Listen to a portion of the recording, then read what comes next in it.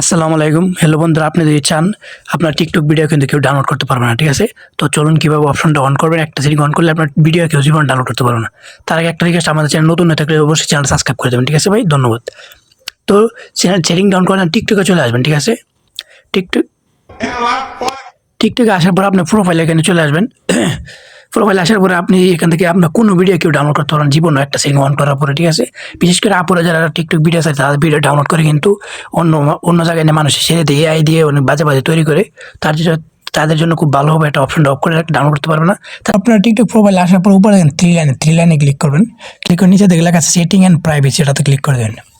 তারপরে এখানে দেখবেন 2 নম্বর একটা আছে প্রাইভেসি, এটার উপর ক্লিক করে দেবেন।